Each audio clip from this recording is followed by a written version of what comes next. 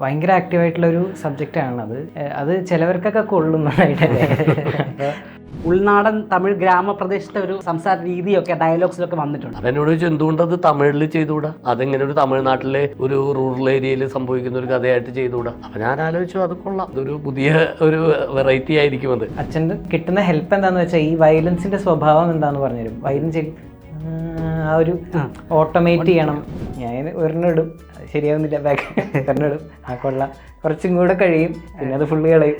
അങ്ങനെ നമ്മളിങ്ങനെ ഒരേപോലെ ഇങ്ങനെ കേട്ട് കേട്ട് കേട്ട് ചിലപ്പോൾ അത് യൂസ്ഡ് ആയിട്ട് വെക്കും. അനിയത്തി വന്നിട്ട് മൊത്തം പൊളിക്കും. രാജേട്ടാ and Devadath, welcome to ABC Malayalam. ഏറ്റവും വലിയ വിശേഷം, പുതിയ വിശേഷം എന്ന് പറയുന്നത് തിരക്കഥ എഴുതി അഭിനയിച്ച ഷോർട്ട് ഫിലിം യാരദർ. എന്തൊക്കെയാണ് വിശേഷങ്ങൾ? എന്തൊക്കെയാണ് വിശേഷങ്ങളെന്ന് ചോദിച്ചാൽ ഇതൊരു ത്രില്ലർ ആയിട്ടുള്ളൊരു ഷോർട്ട് ഫിലിമാണ്. അപ്പോൾ ഒരു 10-25 മിനിറ്റിനുള്ളിൽ ഒരു ത്രില്ലർ സബ്ജക്റ്റ് എങ്ങനെ കൊണ്ടുപോകാം, അത് തന്നെ വലിയൊരു വെല്ലുവിളിയാണ്. അപ്പോൾ എഴുത്തിലേക്ക് വരുമ്പോൾ ഇത്രയും സിനിമകളിൽ അഭിനയിച്ചിട്ടുണ്ട്, ഈ സ്കിറ്റുകളിലാണെങ്കിലും ഒത്തിരി വർക്കുകൾ ചെയ്തിട്ടുണ്ട്. അപ്പോൾ അതിൽ നിന്നൊരു ഒരു ഷോർട്ട് ഫിലിമിൻ്റെ സ്ക്രിപ്റ്റിലേക്ക് വരുമ്പോൾ എന്താണ് ശ്രദ്ധിച്ചത് എന്ന് പറഞ്ഞില്ല, ഞാൻ ഏറ്റെടുത്ത ഒരു ചലഞ്ച് എന്ന് പറഞ്ഞു കഴിഞ്ഞാൽ ഇത് തന്നെയായിരുന്നു. ഒരു ത്രില്ലർ ഒരു 20 മിനിറ്റ് 25 മിനിറ്റിനുള്ളിൽ പറഞ്ഞു പോവുക. കാരണം നമ്മൾ ഇത്രയും ത്രില്ലർ സിനിമകൾ കാണാറുണ്ട്, അതൊക്കെ 2.5 മണിക്കൂർ 2 മണിക്കൂറാണ്. അപ്പോൾ അത് തന്നെയാണ് ഏറ്റവും വലിയ ചലഞ്ച്. അപ്പോൾ അതിങ്ങനെ കുറേ നാളായിട്ട് മനസ്സിൽ കിടക്കുന്ന ഒരു സാധനമാണ്. നമ്മുടെ ഷോർട്ട് ഫിലിമിൻ്റെ ഏറ്റവും വലിയൊരു ഒരു ഹൈലൈറ്റിൽ ഒന്ന് ബിജു ബാലറ്റിൻ്റെ മകൻ ദേവദത്ത് ആദ്യത്തെ വർക്കുകളിൽ ഒരു വർക്ക് ഇതാണ്. അപ്പം ആ ബാക്ക്ഗ്രൗണ്ട് സ്കോർ ചെയ്യുമ്പോൾ എന്തൊക്കെയാണ് ഒരു മനസ്സിൽ ശ്രദ്ധിച്ചത്? കാരണം ഒരു 2 കേരളവും തമിഴ്നാടും വരുന്നുണ്ട്. അപ്പം ആ ഒരു കൾച്ചറൽ ഡിഫറൻസസ് ഒക്കെ മനസ്സിലുണ്ടായിരുന്നു. കൾച്ചറൽ ഡിഫറൻസ് എന്ന് പറയുമ്പോൾ ഇതിൽ മോസ്റ്റ്ലി പൊള്ളാച്ചി പറയുന്ന സ്ഥലത്ത് ആണ് ഷൂട്ട് ചെയ്തത്. ഈ ഷോർട്ട് ഫിലിമിലും മെയിനായിട്ട് ആ ഭാഗമാണ് കാണിക്കുന്നത്. അപ്പോൾ ഈ ഡിഫറൻസസ് കാണിക്കാൻ ഈ ഷോർട്ട് ഫിലിമിൽ സ്പേസ് ഇല്ല. പക്ഷേ മോസ്റ്റ്ലി തമിഴ്നാട് ആയതുകൊണ്ട് അങ്ങനത്തെ ഇൻസ്ട്രുമെൻറ്റേഷൻസ് യൂസ് ചെയ്തിട്ടുണ്ട്. അങ്ങനെ കുറച്ച് അതും ഇച്ചിരി ഉൾ പ്രദേശമാണ്, ഇച്ചിരി റൂറൽ ഏരിയാസ് ആയതുകൊണ്ട് അങ്ങനത്തെ അധികം ഈ ഇലക്ട്രോണിക്കോ അല്ലെങ്കിൽ അങ്ങനത്തെ ജോണർ പിടിക്കാണ്ട് കുറച്ചും കൂടെ അങ്ങനത്തെ വുഡൻ ഡ്രംസ് അങ്ങനത്തെ എക്സ്പ്ലോർ ചെയ്യാൻ ശ്രമിച്ചിട്ടുണ്ട്. ഇപ്പോൾ എല്ലാ ആൾക്കാർക്കും ആക്ടേഴ്സിനാണെങ്കിലും ഒരു ഇൻട്രസ്റ്റ് ഉള്ള ഏരിയ ആണ് ഒരു പോലീസ് ഓഫീസറുടെ റോൾ, അല്ലെങ്കിൽ ഒരു ഇൻവെസ്റ്റിഗേഷൻ അല്ലെങ്കിൽ ത്രില്ലർ മോഡിലുള്ള സാധനം. അപ്പോൾ അത് എത്രത്തോളം എക്സൈറ്റ് ചെയ്യിപ്പിച്ചു ഒരു മ്യൂസിക് ഡയറക്ടർ അല്ലെങ്കിൽ ഒരു കമ്പോസർ എന്ന രീതിയിൽ? അതായത് ഈ സബ്ജക്റ്റ് എന്ന് പറയുന്നത് തന്നെ ഭയങ്കര സോഷ്യലി ഇപ്പോൾ ഭയങ്കര ആക്റ്റീവായിട്ടുള്ളൊരു സബ്ജക്റ്റാണ്. അത് പ്രൊവോക്ക് ചെയ്യാൻ അത് ചിലവർക്കൊക്കെ കൊള്ളുന്നതായിട്ടല്ലേ. അപ്പോൾ അങ്ങനെ ഇത് ഒരു ഇൻവെസ്റ്റിഗേഷൻ കൂടെ ഉണ്ട്. അപ്പോൾ അങ്ങനെ ഒരു പോലീസ് ഓഫീസറിന് വേണ്ടി ഒരു ബാക്കിംഗ്, ശരിക്കും ഈ സ്റ്റോറി എന്താണെന്ന് വെച്ചാൽ സ്റ്റോറി അതായത് ഈ പോലീസിന് ആയിട്ടൊരു മാസ് BGM ആയിട്ട് അങ്ങനെ കൊടുത്തിട്ടില്ല. കാരണം അതിലും കൂടുതൽ ഈ സ്റ്റോറിക്ക് പറയാൻ ഉണ്ട്. ഒരു റിയലിസ്റ്റിക് ആയി തന്നെ പിടിക്കുന്നത്. ഒരിക്കലും ഒരു പോലീസിന്റെ യൂണിഫോമോ അത് ശ്രദ്ധിച്ചതാണ്. ഒരു പോലീസ് യൂണിഫോമിൽ ചേട്ടൻ അതൊക്കെ കണ്ടില്ല. ഒരു സാധാരണക്കാരനായിട്ട് വന്നിട്ട് പുള്ളി അത് അന്വേഷിച്ച് കണ്ടെത്തി തിരിച്ചു പോകുന്നു. ഞാൻ കണ്ടിരുന്നു, പ്രിവ്യൂവിന്റെ ഭാഗത്ത് ഞാൻ കണ്ടിരുന്നു. അപ്പോൾ അതിനകത്താണെങ്കിലും ആ ബുള്ളറ്റും ആ ഒരു മഫ്തിയിലുള്ള ഒരു കോസ്റ്റ്യൂമും ഒരു പോലീസുകാരുടെ കുറച്ച് മാൻഡ്രസസ് ചേട്ടൻ പിടിച്ചിട്ടുണ്ട്. അപ്പം അത് ഈ ബോധപൂർവ്വം ഇപ്പം ജിത്തു സാറിൻ്റെ കുറേ പടങ്ങളിൽ ചേട്ടൻ അഭിനയിച്ചിട്ടുണ്ട്. ജിത്തു സാറിൻ്റെ ഒരു ഫേവറേറ്റ് ആക്ടർ എന്ന് വേണം നമുക്ക് പറയാം. അപ്പം ആ ഒരു പോലീസുകാരൻ്റെ കുറച്ച് മാൻഡ്രസംസ് നോക്കിയിട്ടുണ്ടായിരുന്നു.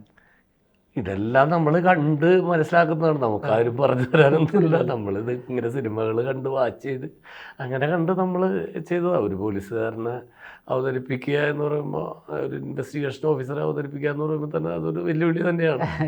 പ്രത്യേകിച്ചും ആ കോസ്റ്റ്യൂം യൂണിഫോം ഒന്നും ഇല്ലാതെ ഒരു പോലീസുകാരനേക്കാൾ ഉപരി അയാൾക്ക് കുറെ ഇമോഷനിലൂടെയും കടന്നു പോകുന്ന ഇൻസ്റ്റിങ്സും ഭയങ്കര കാര്യമാണ്. എവിടെയോ എന്തോ കണ്ടുപിടിച്ചിട്ടുണ്ട്, ഞാൻ എന്തോ മനസ്സിലാക്കി എന്നുള്ള ഒരു മാനസം ഉണ്ട്. ഓരോ ചോദ്യത്തിലും ഓരോ ഡയലോഗിലും അത് തോന്നുകയും ചെയ്യും. അപ്പൊ അതൊക്കെ ഈ പറഞ്ഞ പോലെ നമ്മുടെ ഒബ്സർവേഷൻ തന്നെയാണ്. അപ്പോൾ ഈ ദേവദത്തിലേക്ക് വരാനുണ്ടായ കാരണം എന്ന് പറഞ്ഞു കഴിഞ്ഞാൽ ഇതിൻ്റെ വൺ ഓഫ് ദി പ്രൊഡ്യൂസർ വിനോദേട്ടൻ വിനോദേട്ടൻ ദേവദത്തിൻ്റെ ഫാദർ ബിജുപാൽ സാറായിട്ട് ഭയങ്കര ഫാമിലി ഫ്രണ്ടാണ്. അപ്പം ഞങ്ങളോട് പറഞ്ഞു, എടാ നമുക്ക് ബിജുയുടെ മോനെ കൊണ്ട് ചെയ്യിക്കാം, ദേവദത്തിനെ കൊണ്ട് ചെയ്യിക്കാം. അപ്പം ദേവദത്തിൻ്റെ ഒരു പ്രൊഫൈൽ നമുക്കറിയില്ല. പുള്ളി പറഞ്ഞു കഴിഞ്ഞപ്പോൾ ഞങ്ങൾ പറഞ്ഞു അതിനെന്താ ചേട്ടാ ചെയ്യാമെന്ന് പറഞ്ഞു.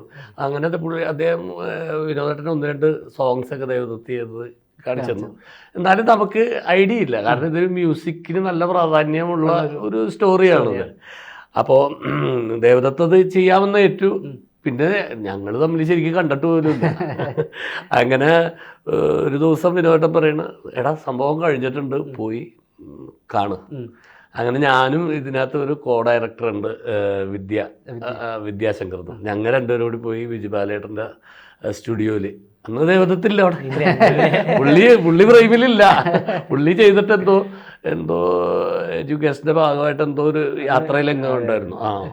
ഞങ്ങൾ അവിടെ ഇരുന്ന് കണ്ടു കഴിഞ്ഞപ്പോൾ സത്യം പറഞ്ഞു കഴിഞ്ഞാൽ എന്ത് പറയണമെന്നൊന്നും അറിയില്ല. കാരണം നമ്മളുടെ ഉള്ളിലൊരു എക്സ്പെക്ടേഷൻ ഉണ്ട്, അതിലപ്പുറമായിട്ടാണ് ദേവദത്ത് അത് ചെയ്തിരിക്കുന്നത്. കാരണം വലിച്ചു വാരി, എനിക്ക് ഏറ്റവും അതിനകത്ത് ഇഷ്ടമായെന്ന് പറഞ്ഞാൽ വലിച്ചു വാരി ഒന്നും ചെയ്തിട്ടില്ല, ആവശ്യങ്ങൾക്ക് മാത്രം, സിമ്പിൾ ആൻഡ് സട്ടിൽ ആയിട്ട് അത്രേ ഉള്ളൂ. കാരണം ഈ RR എന്ന് പറയുന്നത് ഞാൻ വിശ്വസിക്കുന്നത് എന്ന് പറഞ്ഞു കഴിഞ്ഞാൽ സിനിമ കാണുമ്പോൾ അതിനകത്ത് RR ഉണ്ടായിരുന്നു, അത്രയും ബ്ലെൻഡഡ് ആയിരിക്കണം ആ സീൻസ് ആയിട്ട്. അല്ലാതെ RR മുഴച്ച് നിൽക്കുകയായിരുന്നു അവിടെ അങ്ങനെയാണ് അങ്ങനെയല്ല. ഞാൻ ഉദ്ദേശിക്കുന്നത് ജോൺസൺ മാഷ് ഇവരൊക്കെ ചെയ്ത് കണ്ടേക്കുന്നതൊക്കെ ഞാൻ അങ്ങനെയാണ്, സിമ്പിൾ ആയിട്ട് അത് നമുക്ക് കിട്ടി എന്നുള്ളതാണ് ഒരു സത്യം പറഞ്ഞത്. എല്ലാവരും ചോദിക്കാൻ സാധ്യതയുള്ള ഒരു ചോദ്യമാണ്, വർക്ക് കണ്ടിട്ട് അച്ഛൻ എന്ത് പറഞ്ഞു? അതെ അതെ അതെ. അല്ല, സാറിനോട് ഞങ്ങൾ അഭിപ്രായം ഒന്നും പറഞ്ഞില്ല, നല്ലതാണെന്നോ മോശം. കാരണം ഞങ്ങൾ ഭയങ്കര എക്സൈറ്റഡ് ആയി പോയി. ഞങ്ങൾ രണ്ടുപേരും അവിടെ നിന്ന് ഇറങ്ങി പോന്നു, തിരിച്ചിങ്ങനെ ഡ്രൈവ് ചെയ്ത് പോരും. അവനോട് ചെങ്ങനെ ഞാൻ പറഞ്ഞു ഗംഭീരമായിട്ടുണ്ടല്ലേ, പിന്നെ നന്നായിട്ടുണ്ട്. പക്ഷെ അതിപ്പോഴും ഞാൻ പുള്ളിനോടും ദേവദത്തിനോടും പറഞ്ഞിട്ടില്ല, അതിനുള്ള സ്പേസ് ഞങ്ങൾക്ക് കിട്ടിയിട്ടില്ല. ആദ്യമായിട്ട് എന്താണ് പറയുന്നത്? അതെ, ഇപ്പോഴാണ് പറയുന്നത്. അപ്പോൾ ഈ പറയുന്ന അച്ഛൻ എന്ത് പറഞ്ഞു? ഫസ്റ്റ് ഒരു വർക്ക് കണ്ടിട്ട് അച്ഛൻ്റെ ഒരു ഫീഡ്ബാക്ക് എന്താണ്? അച്ഛൻ്റെ ഫീഡ്ബാക്ക്, അതായത് ഞാനിങ്ങനെ ഒരു ഷോർട്ട് ഫിലിം കിട്ടിയ ഉടനെ ഞാനിങ്ങനെ മെയിൻ സംഭവിക്കുന്ന സീൻസിൽ ഞാനിങ്ങനെ തീമുകൾ ഉണ്ടാക്കി വയ്ക്കും. എന്നിട്ട് ആ തീമുകൾ അങ്ങോട്ടും ഇങ്ങോട്ടും അതേ ഫ്ലേവറുള്ള വേറൊരു സീൻ ഉണ്ടെങ്കിൽ അതേ ഫ്ലേവറുള്ള അതേ എലമെൻറ്റ്സ് അതേ മെലഡിയോ എന്തെങ്കിലും മാറ്റി വെച്ചിട്ട് അങ്ങനെ ഉണ്ടാക്കുക. അപ്പോൾ ഈ മെയിൻ തീം ഉണ്ടാക്കി വെച്ചിട്ട് ഞാൻ അച്ഛനെ കേൾപ്പിച്ചായിരുന്നു. അപ്പോൾ അച്ഛനെ കേൾപ്പിക്കുമ്പോൾ പ്രത്യേകിച്ച് അങ്ങനെയൊന്നും പറയില്ല, ഒരു കിട്ടിയാൽ തന്നെ സമാധാനം, ഒരു ഗോൾഡൻ കിട്ടുന്നത് അല്ല അങ്ങനെയല്ല. എന്താ വെച്ചാൽ അങ്ങനെ കറക്ഷൻസ് ആയിട്ട് പറയില്ല, അങ്ങനെ വേണം അവിടെ വേണ്ട അവിടെ അങ്ങനെയൊന്നും പറയില്ല. പക്ഷെ പറയുന്നത് എന്താണെന്ന് വെച്ചാൽ ഈ ഇൻസ്ട്രുമെൻറ്റ്സ് എങ്ങനെ ട്രീറ്റ് ചെയ്യണം. ഇപ്പോൾ വയലൻസ് ഞാൻ വെറുതെ വായിച്ചൊക്കെ ഇടും. അപ്പം അത് അച്ഛൻ്റെ നിന്ന് കിട്ടുന്ന ഹെൽപ്പ് എന്താണെന്ന് വെച്ചാൽ ഈ വയലൻസിൻ്റെ സ്വഭാവം എന്താണെന്ന് പറഞ്ഞുതരും. വയലൻസ് ആ ഒരു ഓട്ടോമേറ്റ് ചെയ്യണം, മിക്സ് ചെയ്യണം, അങ്ങനെ ചെയ്യണം. അപ്പം അങ്ങനെ ഈ ഇൻസ്ട്രുമെൻറ്റേഷൻ വൈസ് കുറേ ഹെൽപ്പ് അച്ഛൻ പറഞ്ഞു തരാറുണ്ട്. അങ്ങനെ നല്ലോണം ഹെൽപ്പ് ചെയ്തിട്ടുണ്ട്. പിന്നെ അപ്പം അങ്ങനെ ഈ ഷോർട്ട് ഫിലിം കഴിഞ്ഞിട്ട് ഈ കാണിച്ചിട്ട് എങ്ങനെ, അതായത് ഞാനിത് അയച്ചു കഴിഞ്ഞിട്ട് എനിക്ക് തോന്നുന്നു അച്ഛൻ നിങ്ങളുടെ പേരും കാണുന്നത് അറിയില്ല. അപ്പൊ ബിജുപാൽ സാറിന്റെ ഒരു റിയാക്ഷൻ കണ്ടിരുന്നോ? അതെന്തായാലും ഒന്നും വേണ്ടിയില്ല, കാണിച്ചിട്ട് ഞങ്ങളോട് എങ്ങനെയാണെന്ന് ഒന്നും ചോദിച്ചില്ല, ഒന്നുമില്ല. ഞങ്ങൾ പറഞ്ഞു ഓക്കെ സാർ കുഴപ്പമില്ല എന്ന് പറഞ്ഞു. ശരി എന്ന് പറഞ്ഞ് ഞങ്ങൾ ഇറങ്ങിപ്പോന്നു. ഞാൻ പറഞ്ഞില്ല, ഞങ്ങൾ രണ്ടുപേരും അഭിപ്രായം പറയുന്നത് തന്നെ പോരുമ്പോ തിരിച്ച് കാരണം പോരുമ്പോഴാണ് പറയുന്നത്. ഇപ്പം ഈ പറഞ്ഞ തുടക്കകാലത്തെ കുറച്ച് വർക്കുകൾ കാണുമ്പോൾ അത് നമുക്ക് കുറച്ചുകൂടെ പാഷനേറ്റ് ആയിട്ടുള്ള കുറച്ചൊരു സന്തോഷം കൊള്ളിക്കണം. ആദ്യത്തെ വർക്ക് അതൊരു സന്തോഷം ഉണ്ടല്ലോ. അപ്പം ഈ പറഞ്ഞ പോലെ ചെയ്യുമ്പോൾ ഉള്ളൊരു മനസ്സിലൊരു എക്സൈറ്റ്മെന്റ് എത്രത്തോളം ഉണ്ടായിരുന്നു?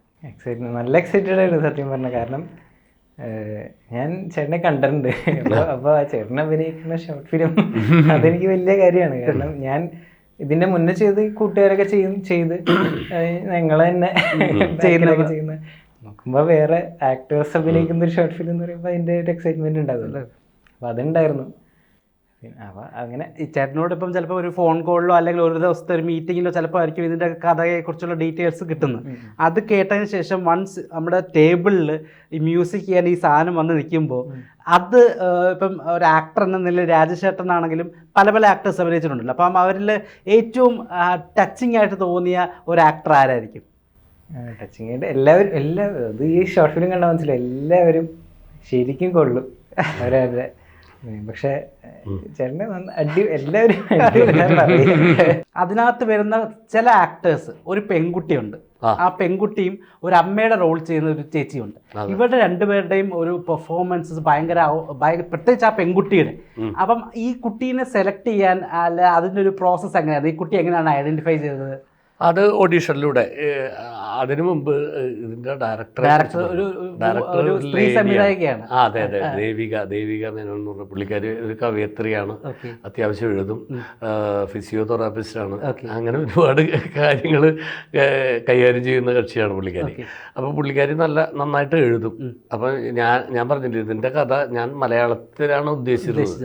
അപ്പം ഞാൻ അതിനകത്തേക്ക് ഒരു കവിത വേണമെന്ന് പറഞ്ഞിട്ട് ചേച്ചിനെ ഞാൻ സമീപിച്ചിട്ട് ഞാൻ സിറ്റുവേഷനൊക്കെ പറഞ്ഞു കൊടുത്തു, ഇങ്ങനെയാണ് കഥ, ഇങ്ങനെയൊക്കെയാണ്. അപ്പോൾ ആ പെൺകുട്ടിയുടെ ഒരു മാനസിക നിലയിൽ നിന്നിട്ട് അന്നേരം നമ്മളൊരു കവിത പോലെ ഒരു സാധനം, അവളുടെ കുറച്ച് പ്രശ്നങ്ങൾ.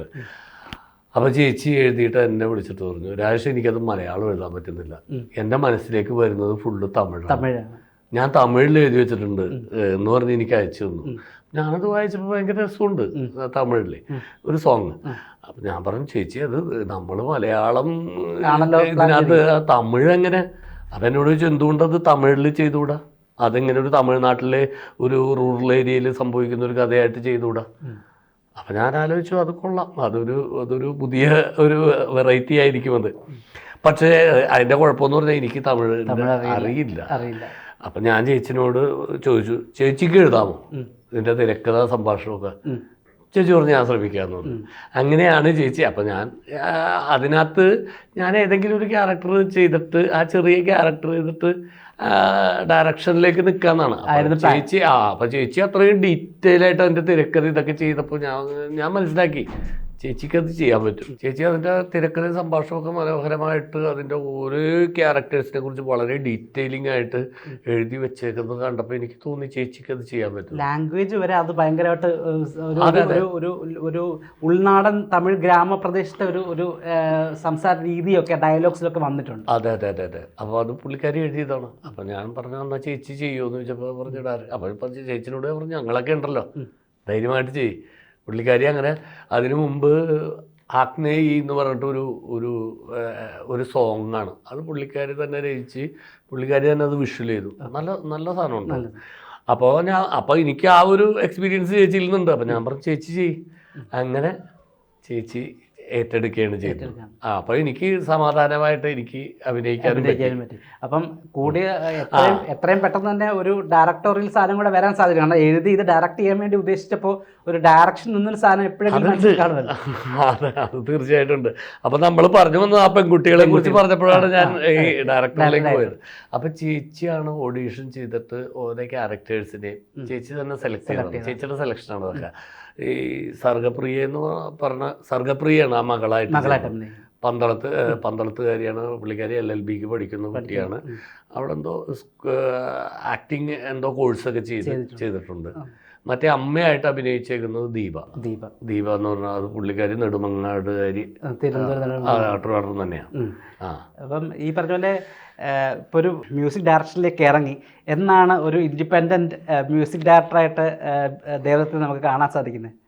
ഇൻഡിപെൻഡൻറ്റ് മ്യൂസിക് ഞാൻ ഇൻഡിപെൻഡൻ്റ് ആയിട്ട് സോങ് ചെയ്തിട്ടുണ്ട്, 2 സോങ് റിലീസ് ചെയ്തിട്ടുണ്ട്. അപ്പോൾ ഇൻഡിപെൻഡൻ്റ് ആയിട്ട് എനിക്ക് ഭയങ്കര ഇഷ്ടമാണ്. കാരണം കുറച്ചും കൂടെ അധികം ലിമിറ്റേഷൻസ് ഇല്ലാണ്ട്, ഇപ്പോൾ ഒരു സീനിന് വേണ്ടി ചെയ്യുന്ന പോലെ അല്ലാണ്ട് എൻ്റെ കൈൻഡ് ഓഫ് മ്യൂസിക് എനിക്ക് പ്രൊഡ്യൂസ് ചെയ്യാനുള്ള ഒരു ഫ്രീഡം എനിക്ക് ഉണ്ടായിരുന്നു. ഇപ്പം മ്യൂസിക് ഡയറക്ടേഴ്സ് അങ്ങനെ സെപ്പറേറ്റ് നമ്മൾ അവരുടെ ഓൺ ഒരു പ്രൊഡക്ഷൻ കൂടെ ചെയ്യുമല്ലോ.